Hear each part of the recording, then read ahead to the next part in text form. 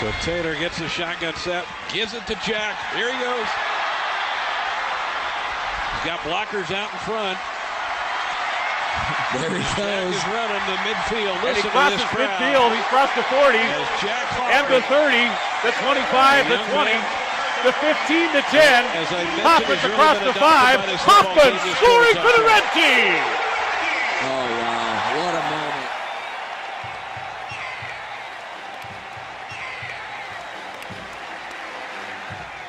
Well, doggone it, get her done. Doggone. What are the odds I'd say that when I come out here? You would never expect that, would you? Thank you so much on behalf of everybody here at the Radiothon for doing what you do year after year after year. Thank you for helping us today in doing a little bit of our part here on the Team Jack Radiothon. At this time, I'd like to invite to the stage Jim and Sherry Baldonado. Their family been very supportive. Come on up, you guys. Of Team Jack. So I'm honored to present a check in Nathan's honor to the Team Jack Foundation for $50,000.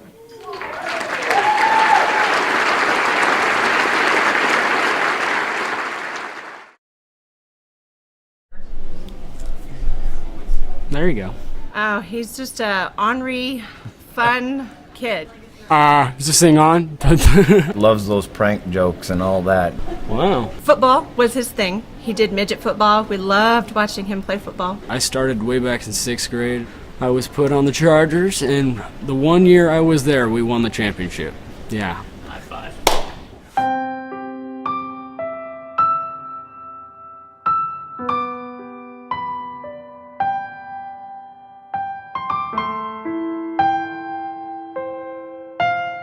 I woke up one Monday morning and I asked my mom if I could stay home because I have a headache. Nicholas had started having headaches, and we started getting concerned even more so because he started throwing up. I was throwing up nonstop. And then shortly after, the ER doctor came into the room and he asked us to have a seat, and he said that your son has a mass on his brain the size of an orange, and we are sending you by ambulance to Omaha. They did the surgery. You know, that was hard to walk away from him and knowing what they were going to be doing. Yeah, they said they cut the top layer, peeled my forehead down, and got it going. Then when the neurosurgeon came out to get us, he took us into this little room and said, you know, when we got in there, it looked more aggressive than we originally thought, and we need to wait for pathology. I felt great. A million times better, I can tell you that much. We went home that Thursday. Nick was doing great. He said he felt amazing, no more headaches. He wouldn't known anything even happened. Yeah. It was a Thursday, the February 12th. He called and said, you know,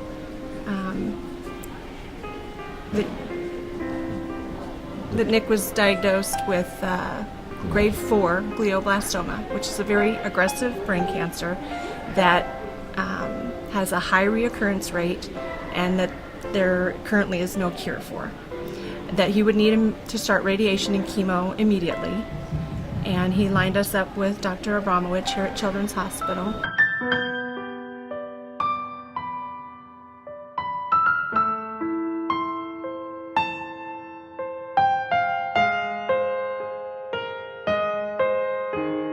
We were scheduled to come back in October for a routine MRI, and we had noticed a few little things that we were questioning with his speech.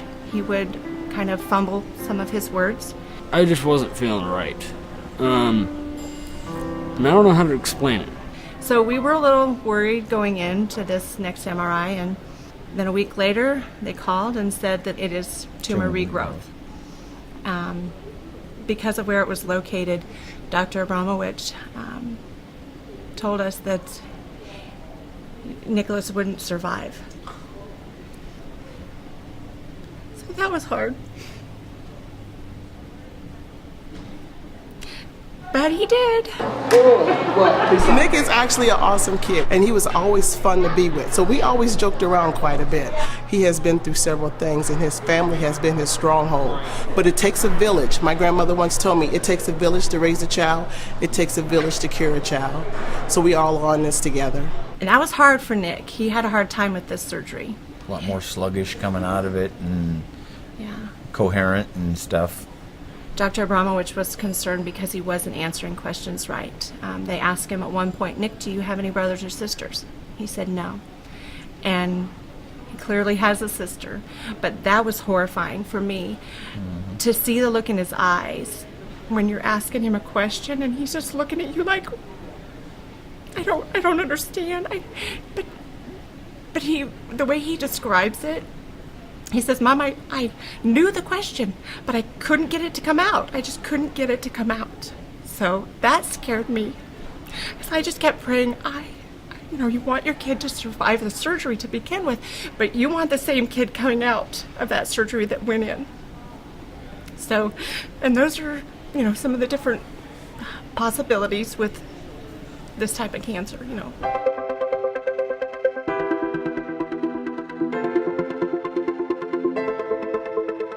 We started looking at clinical trials, which is very frustrating because there are very few options for children that are looking at clinical trials for this type of cancer. Everybody would tell us, your son's 16, when he's 18 he will qualify. Well, we don't have time for that. One size fits all doesn't fit your head very well, does it? Today we were doing the EEG to see if he needed to continue seizure medicine. It kind of monitors it, and we needed to get that test done today also. So between the MRI and that and a regular clinical visit, that's kind of what we're back up here for today. This is what it's all about right here. Yeah. Family, friends, co-workers, employees, everything. We treat every kid here like they're ours, and if I meet you, you're mine. Yeah. That's it. We could tell. So he right may now. not be black, and he may not have French braids, and he may not eat my spaghetti or my fried chicken. He's mine.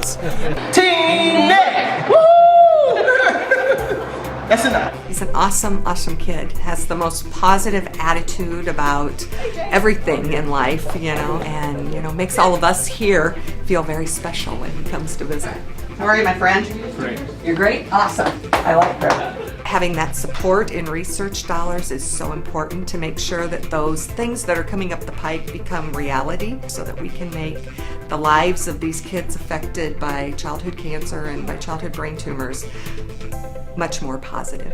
One of the worst things with this diagnosis, I think, was seeing my dad cry. Because that is one thing you never can forget. Because that's the guy who, he's the man.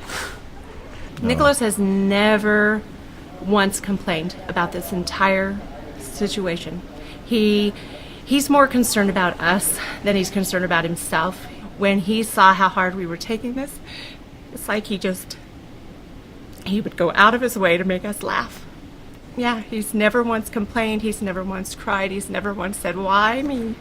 And it has definitely strengthened his faith in God, and yeah, he's been amazing through this whole thing. I don't know if I'd be able to handle that if my kid was put through that, because one thing I think about is how hard it had to be for them. Because knowing that your kid has cancer, I don't know what it feels like. I just know what it's like to have cancer. They have this book that they had at all the tables at the last gala, and it had all the kids' pictures. On one side it says, our fighters, and one side are our angels, and it had pictures of the kids who have passed. And the one thing that I always think about when I look at that book is how real the possibility is that our son's picture could be moved from the fighter page to the angel page. That just scares us half to death. But it's good we are trying to educate people. I don't think people are aware that how little funding there is for pediatric brain cancer, let alone all childhood cancers. 4%. 4%. I think we're worth more than that, personally. Because if you really think take $1, we're 4 cents, if that. And I think we're worth more than that. We had no idea. We had no idea until we became parents of a child with cancer. So I think it's our job to help people to get involved before it can happen to anybody. It can happen to anybody's child. And the sooner we get more research and those cures that we need, the better it's going to be for everybody, because you just never know when you're going to be in our shoes. Yep.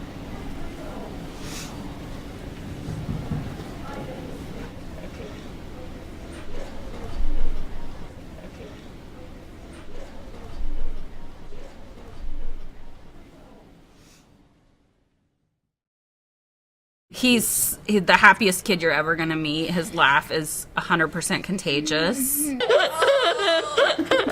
And he's had such a positive attitude. We get a lot of people that question and say, how can you have a smile on your face all the time? And I say, have you met Caleb?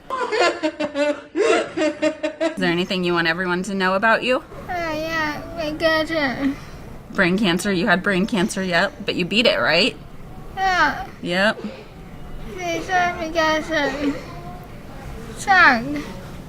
Huh? Brain cancer sucks. It does suck.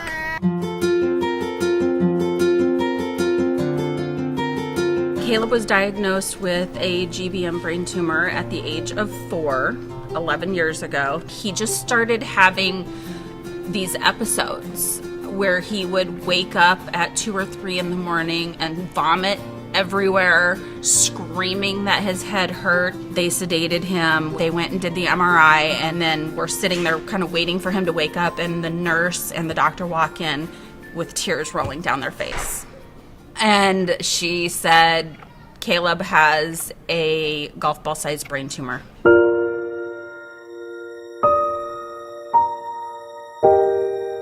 Well, I was definitely shocked. I don't remember anything really of that day. It was just kind of a blur. Honestly, in my mind, I was thinking, well, this has got to be wrong because kids don't get brain tumors. This is an adult thing, you know? My response was, you mean he has cancer? And she said, yeah. He was given 8 weeks to live at that point.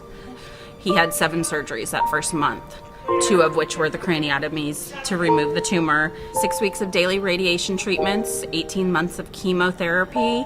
We spent 3 years at Madonna, and he worked hard and learned how to re-talk and walk and eat. And, you know, unfortunately, he's had a couple more strokes, and his legs have really taken a beating from the strokes.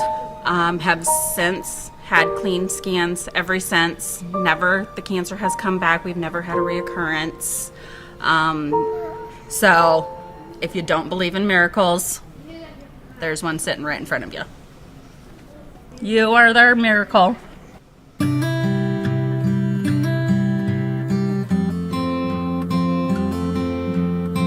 Caleb was diagnosed over 11 years ago now. We are friends with a lot of families around the world. And from what I'm hearing from these people is the treatment hasn't changed. Well, look at what the treatment did. This is all because of that treatment. Something's got to give. 4% isn't enough.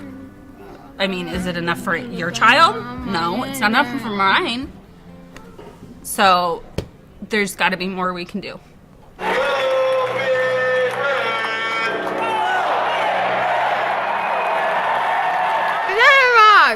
You did the tunnel walk. What? With who? Spencer Long. Who does he play for now? The Washington Redskins. Yeah.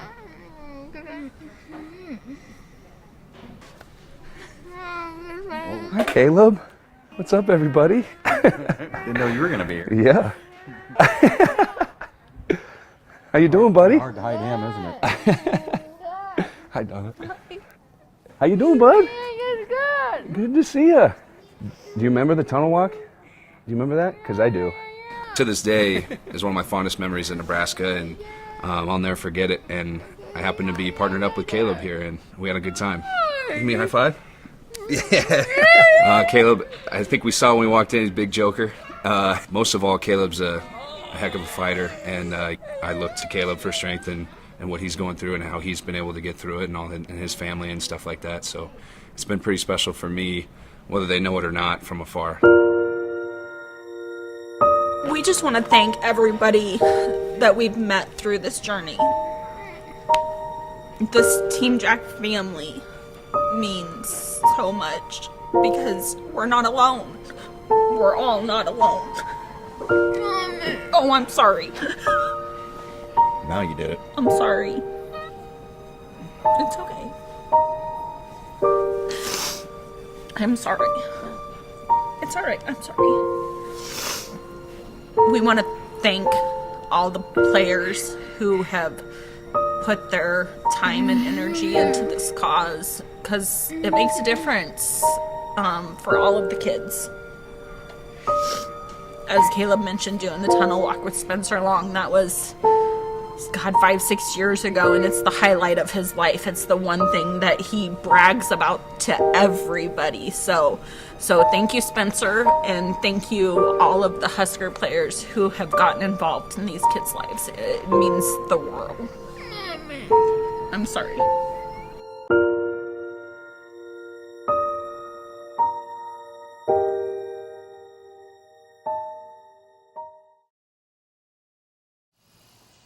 I would describe Nathan as active, energetic, and happy. When we were little, every weekend, if it was the summertime, we were up at the family cabin. Wintertime, it was wrestling. He was great. He was a great wrestler. He had his eyes set on the prize, and he lived his life like he wasn't sick.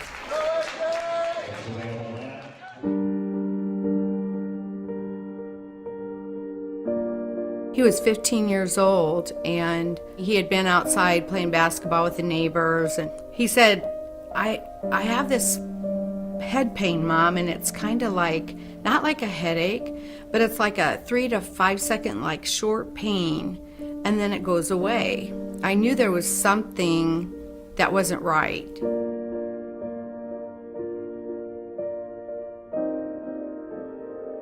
When we got in there, she just looked at me and I could see her lip quivering, and I knew something was really serious. And she said, I'm sad. I hate to tell you, but Nathan has a brain tumor. And the first thing I did is just went right straight to Nathan, and I just hugged him, and like I didn't know what to do. And that's exactly what I said to her. I said, what can we do? And she said, well, it's inoperable. It's actually called a diffused intrinsic pontine glioma, which is in short called DIPG. And the way they told me, if you think of your brain stem and all your nerves run through from your whole body, and think of it in like a ponytail holder that collects up to go to your brain. Well, all these nerves are in here, and that's where that tumor is like glue. Try to have a surgeon take that glue out of there without touching one hair. She told us what Nathan's treatment plan was going to be, and it was to do 6 weeks of radiation and take an oral chemo pill. And I still thought, okay, that's great, we'll just get this done. The radiation shrunk the tumor a little bit, enough to relieve his symptoms, so we just thought life was back to normal. You know, he's going to beat this. But the symptoms came back. It wasn't fun watching him progress. And what this disease does is exactly that, as it takes everything away. His feet first were tingly, and I noticed in his fingertips, and by Thanksgiving he was in a wheelchair. And then the hardest part, he started losing his speech.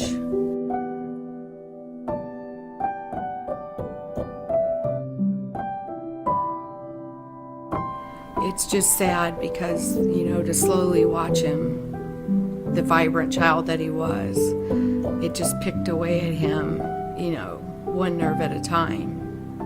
And, you know, he didn't deserve that. No one does.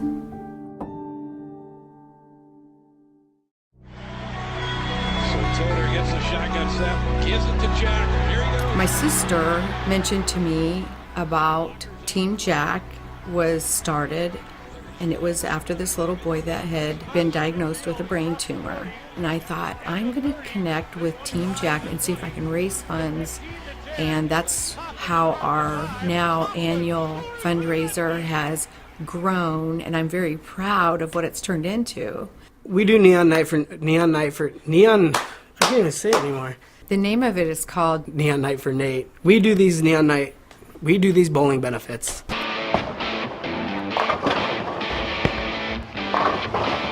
We started Neon Night for Nate, and we started slowly raising money, and we were just baffled by how much was coming in, and it was like 3 digits, and then 4 digits. This year will be our 9th year. It was a community coming together, and that was huge. Last year was our biggest year, and we donated a $10,000 check to them in memory of Nathan.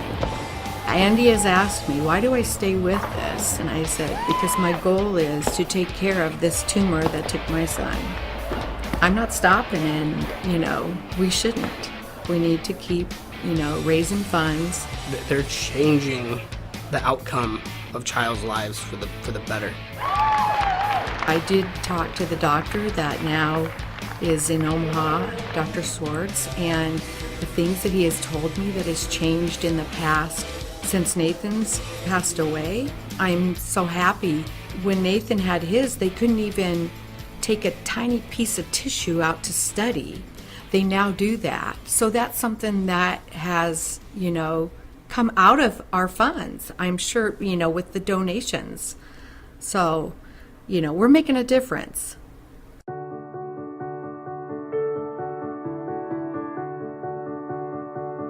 If I had one more day with my brother,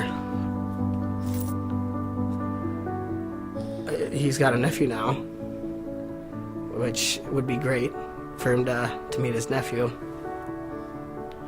Smile! You gotta get that little face on there. Lincoln! He has a little piece of Nathan, as my oldest son Nick gave him Nathan's middle name Andrew. So my new grandbaby is Lincoln Andrew. So, and he just, brings a bright spot in our life now. And I know Nathan's watching and approving of every little thing he's done.